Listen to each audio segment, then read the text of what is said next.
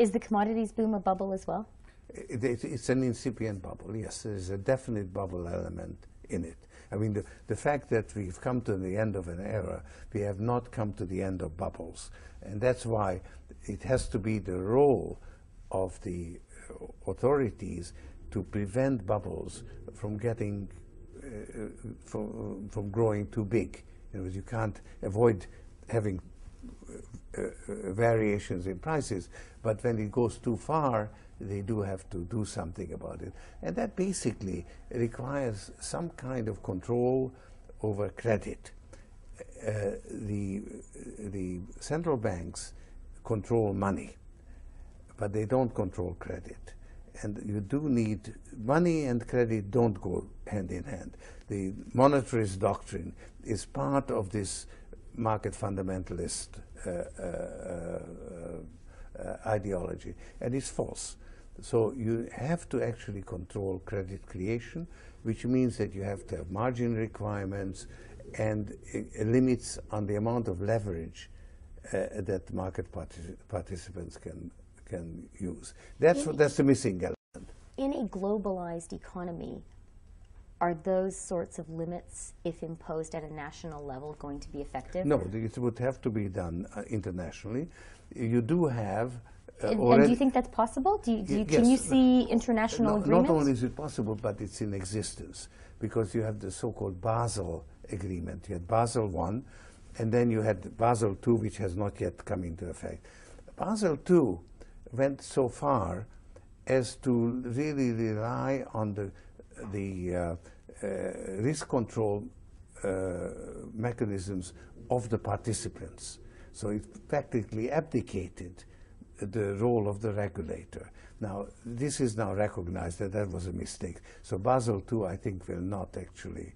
so you think this crisis is the end of Basel II? There's going to have to be a Basel III? I think there'll have to be a Basel III, and which will actually allow some international margin regulations, or, for instance, maintaining minimum reserves, which the Chinese use quite effectively in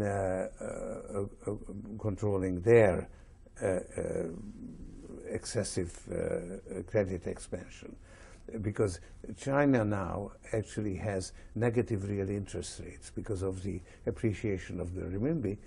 So that is the making of an asset bubble. And they are trying to control it by increasing the minimum reserve requirements. Are the Chinese regulators doing a better job of regulating their financial system than the American or British ones? I wouldn't go that far. I Not think quite? that no. I think that the Chinese may have a problem in the years to come. So I wouldn't let them. They have a bubble coming up as well? They do have a bubble. Even without market fundamentalism? Even without market fundamentalism? Yes. We'll have to find out what the flaw is.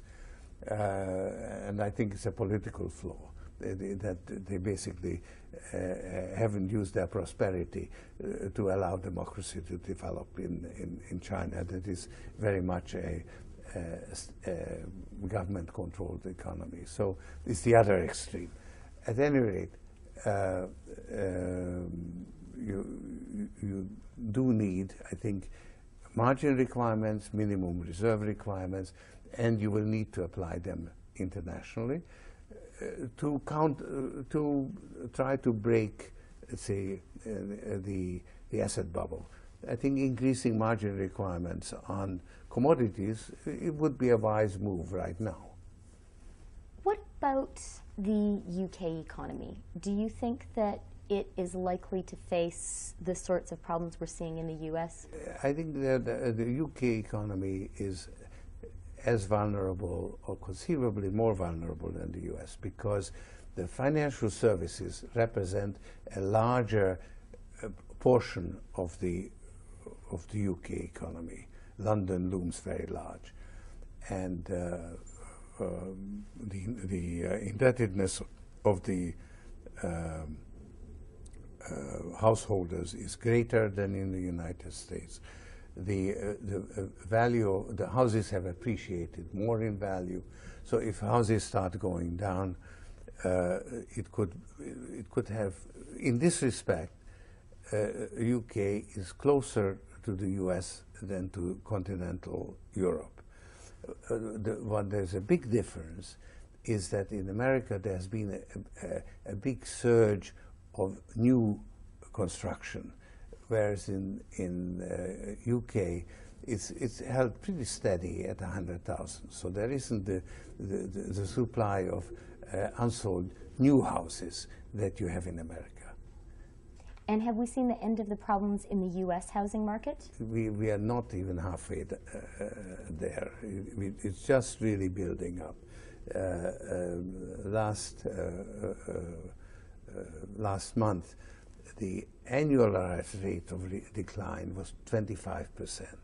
In other words, it's accelerating, and the backlog is not clearing, and the foreclosures haven't yet gone through.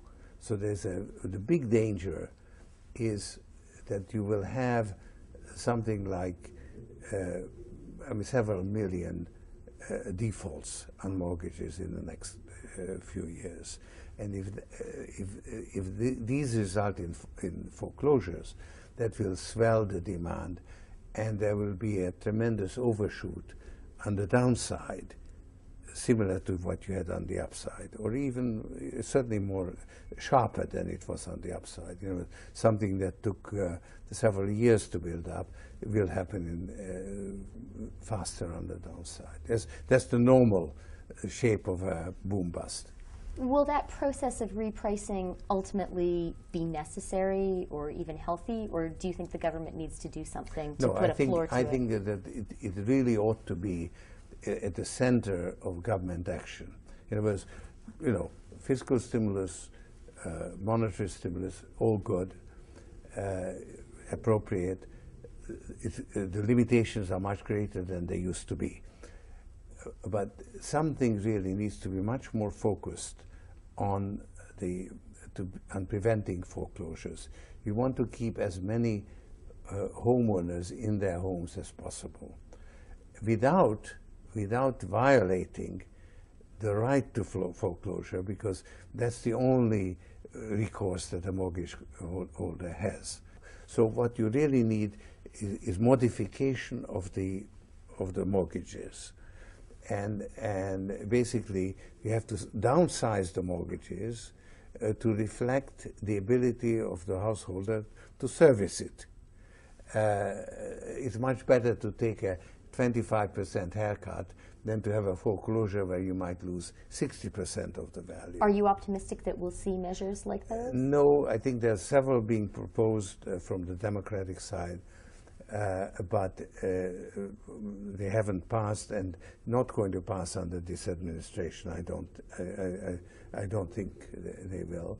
But there are various efforts at voluntary adjustment, but they are basically exercises in public relations.